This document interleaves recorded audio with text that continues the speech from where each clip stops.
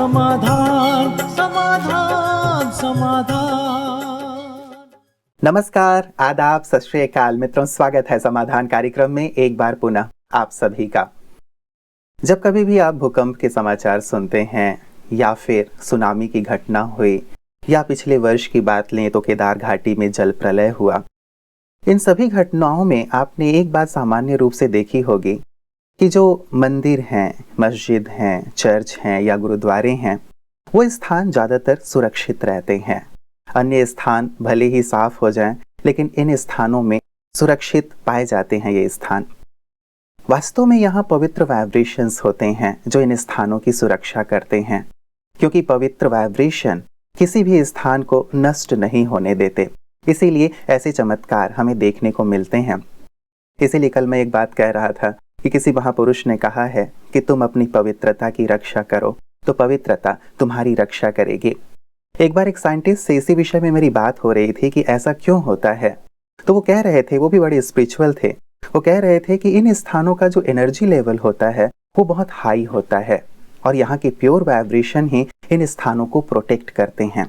जरा सोचें कि ऐसी प्योरिटी जब दीवारों को भी सुरक्षित रख सकती है, तो यदि हम पवित्रता अर्थात ब्रह्मचर्य को धारण करें तो हमारा ये जो शरीर है ये भी तो सुरक्षित रहेगा। इसके अंदर बीमारियां प्रवेश नहीं कर पाएंगी और हम जीवन का संपूर्ण आनंद ले पाएंगे, या यूं कहूं कि हम मानव से महामानव बनते चले जाएंगे।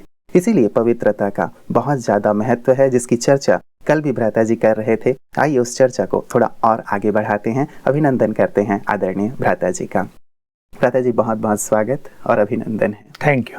भ्राता जी, जब कभी साइंटिफिक रीज़न देखते हैं प्योरिटी का या ब्रह्मचर्य का, तो सचमुच बहुत ही महत्वपूर्ण लगता है कि ये कितना ज़्यादा हमारे जीवन के लिए, हमारे स्वास्थ्य के लिए, हमारी आध्यात्मिक उन्नति के लिए सहायक है। लेकिन विडंबना ही कहेंगे कि शायद मानवीय मन की कमजोरी है कि इसे धारण नहीं कर पा रहा है। हाँ, केवल मानवीय मन की कमजोरी ही नहीं, लेकिन 100-200 साल से मनोवैज्ञानिकों ने जो बात एक वैज्ञानिक कह दे, वो चाहे ये कह दे आकाश नीचे है धरती ऊपर है, तो लोग मानने लगेंगे थोड़े दिन में कि ठीक कहा होगा। तो मनोवैज्ञानिकों ने विशेष रूप से और मेडिकल साइंस ने पवित्रता को महत्व नहीं दिया और लोगों को ये कहा कि ये काम भोग तो एक नेचुरल चीज है, खूब करो। मनुष्य के अंदर शक्तियां बनती हैं, क्योंकि पहले से हमारा दर्शन, हमारे वेद या हमारा धर्म, सभी धर्म इस बात को कहते थे कि ब्रह्मचर्य की शक्ति सबसे बड़ी शक्ति है और उसका क्षय नहीं होना चाहिए जी। लेकिन मेडिकल साइंस और साइकोलॉजिस्ट ने ये बात जो बार बार कही, खासकर विदेशों में, फ्रॉइड जब से आया मनोवैज्ञानिक, और उसने कहा ये नेचुरल प्रवृत्ति है, इससे तुम कमजोर भी नहीं होगे, इससे सब कुछ ठीक रहेगा, तो लोगों में प्रवृत्ति बढ़ गई भोग विलास की। और ये भोग विलास की प्रवृत्ति ऐसी है कि एक बार अगर ये बढ़ जाए फिर रुकने का नाम नहीं लेती। लेकिन अब जब लोगों को दिख रहा है, मेडिकल साइंस को भी, कि दवाइयाँ भी काम नहीं कर रही हैं, बॉडी की वाइटल फोर्स, रेजिस्टेंस पावर बिल्कुल कमज़ोर पड़ती जा रही है, तो उन्हें ये सोचने पर बाध्य होना पड़ा कि पवित्रता की शक्ति सचमुच बहुत बड़ी है। क्योंकि जो पवित्र हैं उनको दवाई भी अच्छा काम करती हैं। ऐसा नहीं कहेंगे कि आज के समय में उन्हें रोग नहीं होंगे, रोगों के तो बहुत सारे बाह्य कारण भी हैं, लेकिन वो काफ़ी सुरक्षित, उनका मनोबल काफ़ी बढ़ा चढ़ा, दवाइयाँ काफ़ी इफेक्टिव रहती हैं। तो अब पुनः जागृति हुई है और लोगों ने ये महसूस करना प्रारंभ किया कि power of purity is the biggest power in the world. इससे एनर्जी लेवल उस मनुष्य का या उस स्थान का बहुत ज़्यादा बढ़ जाता है, ऊंचा हो जाता है। तो बहुत ही अच्छी बात है। परमात्मा ने भी इस समय आकर पवित्र बनने का ही संदेश और आदेश दिया है। तो हम सब ब्रह्मा कुमार कुमारियां तो इसी को अपना जीवन मानकर इस पर चल रहे हैं।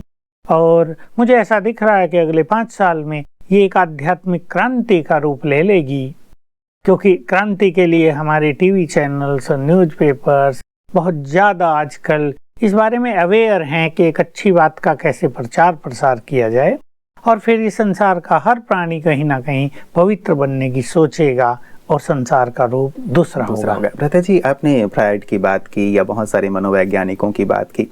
जब विज्ञान कुछ कहता है तो बहुत सारे तर्क देता है और शायद उन तर्कों से व्यक्ति भी सहमत हो जाता है कि हाँ, ये तर्क तो बिल्कुल सही हैं।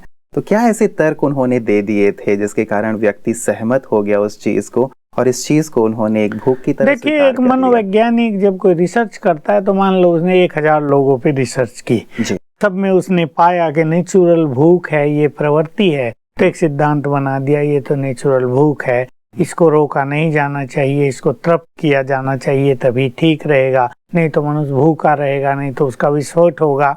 किसी भी रिसर्च का केवल आधार ये होता है। लेकिन मैं सदैव लोगों को कहता हूँ, मनोवैज्ञानिकों को ही कहता हूँ, फ्रायड मान लो अब से 350 साल या 400 साल पहले थे, उस टाइम के मनुष्यों के मन की स्थिति का उन्होंने आंकलन किया था। लेकिन उन्हें क्या पता, एक मनुष्य को चाहे वो कितना बड़ा वैज्ञानिक हो, उसकी बुद्धि की एक सीमा है और उससे बाहर वो नहीं सोच सकता। और बल्कि वैज्ञानिकों का केवल एक सब्जेक्ट होता है छोटा सा, उसके बाहर भी वो नहीं सोच सकते। इसलिए किसी वैज्ञानिक की कोई रिसर्च परफेक्ट होगी, ये मानना परफेक्टली रॉन्ग है। तो मैं उनसे पूछा करता था, मेरे पास बहुत लोग आते थे विदेशों के, बहुत हमारे यहाँ जर्मन से तो बहुत साइकोलॉजिस्ट ज्ञान लिया, ब्रह्मा कुमार बने, ब्रह्मा कुमारियाँ बनी, मेरे से उनकी चर्चा होती थी। जो वो पहली बार यहाँ आए कि क्या फ्रायड को पता था कि उससे 500 साल पहले मनुष्य की मनोस्थिति कैसी थी, फिर उससे 500 साल पहले और अब से 5000 साल पहले मनुष्य का मन कैसा रहेगा। जबकि हम ये देखते आ रहे हैं कि पिछले 50 साल में भी मॉरल वैल्यूज में कितना गिरावट हुई है, उससे 50 साल में और हुई होगी, उससे पहले 100 साल में और धीमी रही होगी। तो 5000 साल पहले मनुष्य की मानसिक स्थिति काफी प्योर, उसका जीवन बहुत सुधरा हुआ, इन वासनाओं से ऊपर रहा होगा, इस बात पे भी विचार करो। और अगर आप कुछ अच्छे लोगों का सर्वे आज भी करें तो आप पाएंगे कि प्योरिटी इज आल्सो पॉसिबल। तो इस तरह से उनकी रिसर्च होती है। और अब भगवान ने एक सीधी सी बात कर दी कि यदि ये भूख भी थी, जिसको शास्त्रों में उत्तेजना कहा गया, वासनात्मक उत्तेजना, इसको उन्होंने भूख का नाम दिया। ये कलयुग का इफेक्ट है। जब आत्मा मूल रूप से प्योर होती है, जब उसे सेल्फ के बारे में, उसकी जो मूल स्थिति है, जो ओरिजिनल उसका लेवल ऑफ प्योरिटी है, उसका ज्ञान मिलता है, तो पता चलता है प्योरिटी तो कभी परफेक्ट थी। फिर से अगर हम उसको उस लेवल पे ले जाएंगे, सचमुच प्रकृति बदलेगी, मनुष्य भी बदलेगा। कहा जाए कि वो ज्ञान जो दिया गया वो अपूर्ण ज्ञान था या तत्कालीन लोगों पे रिसर्च किया गया था। उससे पहले भी लोगों की मानसिक स्थिति बहुत उच्च और श्रेष्ठ रही होगी और इसे बदला भी जा सकता है, क्योंकि विज्ञान तो परिवर्तनशील है। एक बात विशेष करके कही जाती है ब्रता जी कि यदि हम काम भोग की इच्छा हो रही हो और उसे हम दबा रहे हो तो ये शारीरिक बीमारियों का रूप ले लेती है, या फिर मानसिक रूप से आप विक्षिप्त हो सकते हैं, पागल हो सकते हैं, ये बात कही जाती है। इस बात में कितना दम है? क्या ऐसा सही है या ये बात मिथ्या है? हमारे ग्लोबल हॉस्पिटल में साइकेट्रिक डॉक्टर हैं, बहुत अच्छी डिग्री उन्होंने ली MD की। इसमें मेरी उनसे बात होती रहती है जब मिलना होता है। तो मैं जब उनसे इस बारे में चर्चा की कि फ्रायड को जानने वाले अच्छी तरह जानते हैं कि अपनी 50 साल की आयु से पहले उसने जो लिखा है और 50 साल की आयु के बाद जो लिखा, उनमें बहुत बड़ा डिफरेंस है।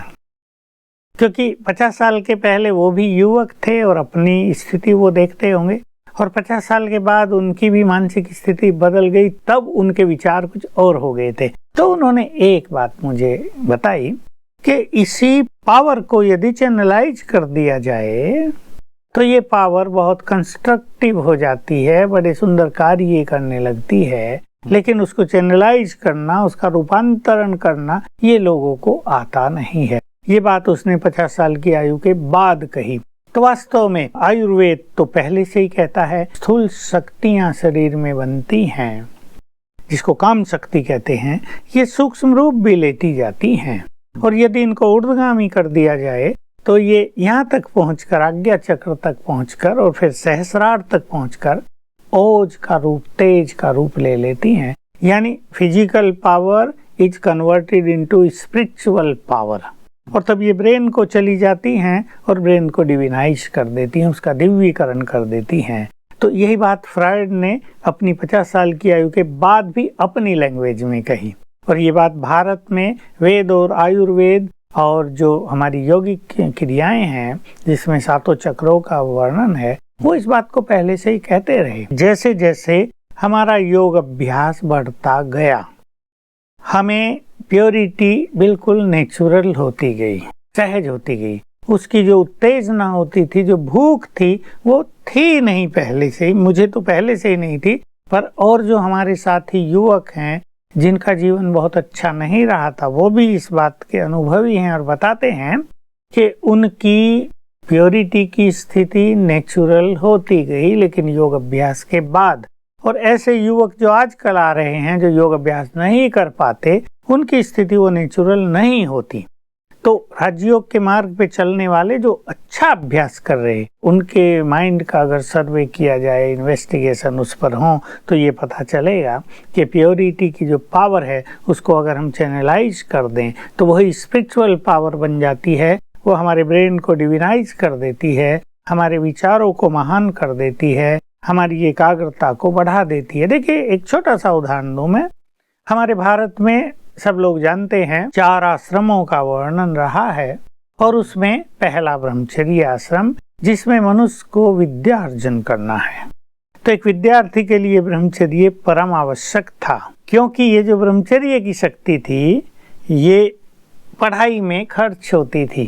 देखिए, पढ़ाई में उनका लग रहा है ब्रेन को चाहिए अब एनर्जी, ब्लड भी चाहता है, मेडिकल साइंस ये कहेगी ब्लड की जरूरत है, लेकिन उसको एनर्जी बहुत चाहिए, जो एक सूक्ष्म चीज है, और वो एनर्जी मिलती थी उसको ब्रह्मचर्य से, और जो ऊर्ध्वगामी होकर उसके ब्रेन को चली जाती थी। तो एक विद्यार्थी अपने जीवन को बहुत सुंदर बनाकर विद्वान बनकर निकलता था। अब वो चीज समाप्त हो गई। क्यों विद्यार्थी कहते हैं कि पढ़ाई का बहुत प्रेशर है, क्यों उनकी कंसंट्रेशन बहुत अच्छी नहीं रहती, क्यों वो ये महसूस करते हैं कि बहुत मेहनत करने के बाद भी कम सफलता मिलती है? उसका एक ही कारण है, प्योरिटी।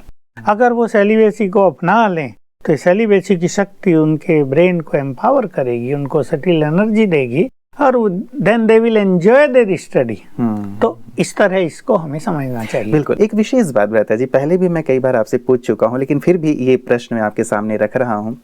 कईयों का ये प्रश्न होता है कि यदि संसार को पवित्र ही रखना था, परमात्मा को, जैसे लगातार आप कहते हैं कि अब परमात्मा कह रहे हैं कि पवित्र बनो क्योंकि पवित्र दुनिया लानी है, तो ये प्रश्न होता है कि यदि भगवान को पवित्र ही रखना था तो एक लिंगी ही क्यों नहीं बना दिया सभी को? ये यदि लिंग में परिवर्तन है, कोई स्त्री है कोई पुरुष है, तो ये तो नेचुरल है कि विपरीत लिंग की तरफ आकर्षण होता है और इसी से संसार चलता है। तो यदि भगवान को ये पवित्र ही रखनी थी सृष्टि, तो फिर एक लिंग ही बनाते। नहीं, फिर तो सृष्टि आगे ही न बढ़ती, ना पहले जन्म के बाद ही सब कुछ नष्ट हो जाता, संतान उत्पत्ति न होती। वेदों आदि में भी इसकी चर्चा है कि सृष्टि अमैथुनी थी, मतलब नॉन सेक्सुअल संतान उत्पत्ति का सिस्टम था ही नहीं। ये बाद में हुआ जब उसको बॉडी कॉन्शियसनेस बढ़ा।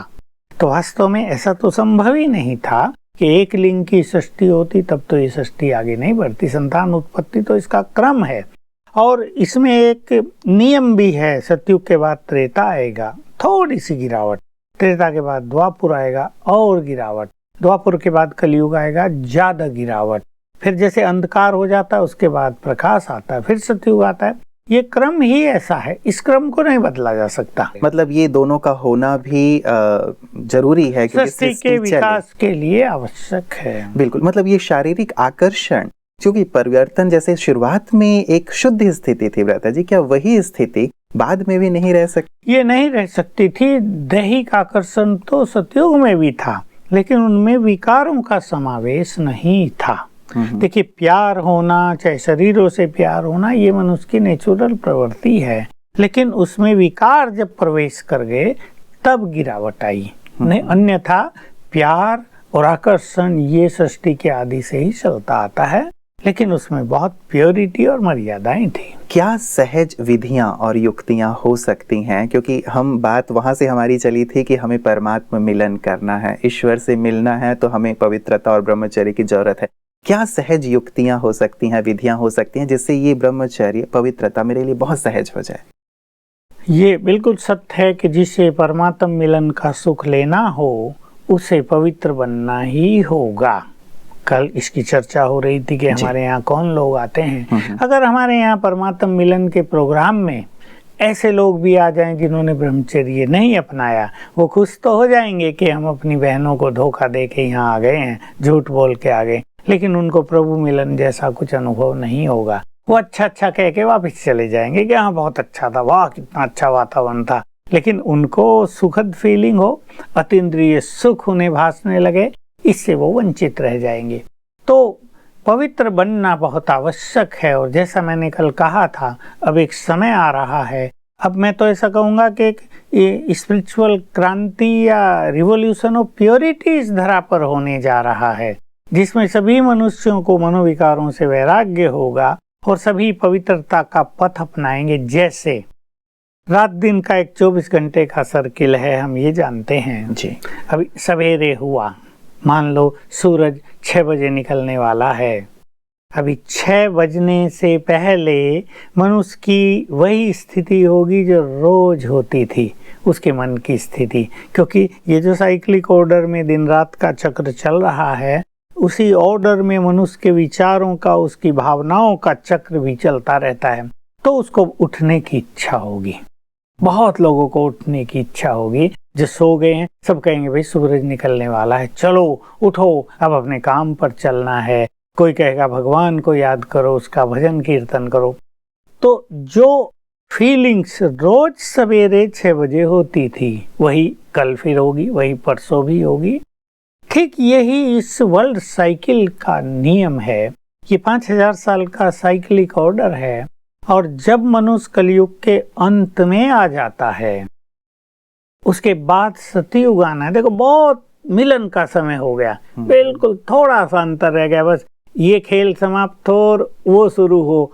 थोड़े से सालों का जब अंतर होता है, तो हर मनुष्य की जो ओरिजिनल स्थिति है, जो सतयुग के शुरू की है, अब कलयुग का अंत और सतयुग का शुरू बिल्कुल समीप जुड़ने लगे हैं। तो सतयुग के शुरू की स्थिति कलयुग के अंत की स्थिति वालों को अपनी ओर अट्रैक्ट करेगी। और क्योंकि उनके मूल संस्कार सतयुग आदि के प्योर हैं, तो उनमें प्योर बनने की इच्छा हो जाएगी। जैसे सवेरे उठते जागने की इच्छा हो जाती है, उनकी प्योरिटी भी जगने लगेगी। तो अब समय आ रहा है जब ये स्थिति बनने जा रही है। रही बात ये कि पवित्रता को हम कैसे अपनाएं, कैसे इसको धारण करें, ये कार्य परमात्म कार्य चल रहा है। हमने चारों ओर से अच्छी तरह से इसका आंकलन कर लिया है। ये न कल्पना है, न किसी का अनुमान है, न किसी के सोच चिंतन है, सचमुच परमात्म कार्य चल रहा है। और भगवान स्वयं मनुष्य आत्माओं को, जो कि उसकी संतान है, घर ले जाने के लिए आया है, जहां से हम सब आए थे।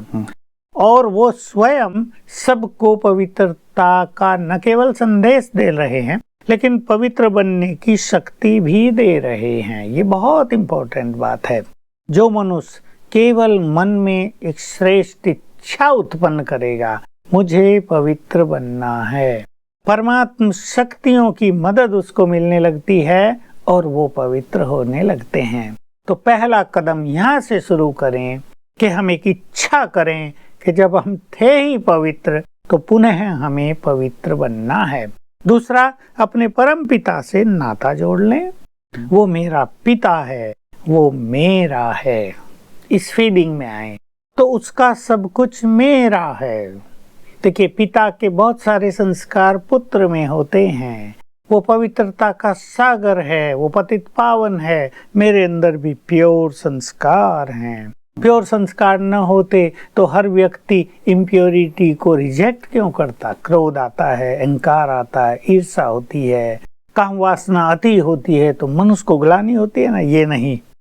तो प्योर संस्कार ही हमारे संस्कार हैं, क्योंकि हम पवित्रता के सागर के बच्चे हैं। इसे हम स्वीकार कर लें, उससे नाता जोड़ लें, तो उसकी मदद हमें बहुत मिलने लगेगी। यहाँ से शुरू होगा प्योरिटी का पावन पथ। बिल्कुल, तो यहाँ से शुरुआत हम करें। भ्राता जी, कितना वक्त आपके अनुभव से लग जाता है किसी को संपूर्ण पवित्र होने में? क्योंकि ये जैसे हम कल परसों भी चर्चा कर रहे थे कि एक मानसिक जो द्वंद है वो शायद बहुत ज्यादा परेशान करता है। आपके अनुभव से कितना वक्त लग जाता है इस पावनता की? देखिए, मेरा अपना अनुभव तो अलग है, क्योंकि मेरे अपने संस्कार बहुत प्योर थे, मुझे तो वक्त लगा ही नहीं। लेकिन मेरे पास ऐसी बहुत सारी माताएं आती हैं, मैं पूछ लेता हूँ बहुतों से आपकी प्योरिटी की धारणा कैसी है, कहती बिल्कुल अच्छी। जिस दिन से हमने छोड़ा हमने वो संकल्प ही समाप्त कर दिया, बिल्कुल हम स्वच्छ हैं, हमारे अंदर उत्तेजना भी नहीं होती है, हम अपनी प्योरिटी से बहुत संतुष्ट हैं।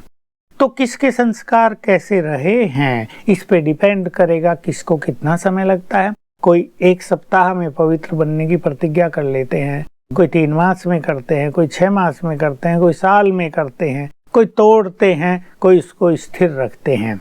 हमारे यहाँ तोड़ने वाले भी करोड़ों होंगे जिन्होंने फिर से शुरू किया, करोड़ों। लेकिन जो स्टेबल रहे वो हैं कुछ लाख, जो बिल्कुल स्टेबल रहे। ऐसी 5, 7, 10 लाख आत्माएं जो पवित्रता में बहुत नेचुरल हैं, बड़ी स्ट्रांग हैं, वो सचमुच इस संसार के लिए बहुत बड़ी ब्यूटी हैं, इस संसार का सहारा हैं और वो हमारे पास हैं। बाकी करोड़ों हैं जो तोड़ते हैं और फिर धारण करते हैं। उनकी प्योरिटी का महत्व है, लेकिन उनकी प्योरिटी संसार के लिए बहुत बड़ा बल नहीं बनती है। यदि आप सावधानी देना चाहें भ्राता जी, जैसे कोई डॉक्टर सावधानी भी देता है कि भाई यदि तुम्हें स्वस्थ रहना है तो इन चीजों का सेवन मत करो। यदि हमें अपनी पवित्रता को नेचुरल करना है या इस पथ पे बहुत अच्छे से आगे बढ़ना है, किन बातों से सावधान होना चाहिए हमारी पवित्रता को थोड़ी सी? पहली चीज, टीवी आदि पे जो डांस आदि ऐड में आते हैं वो सब नहीं।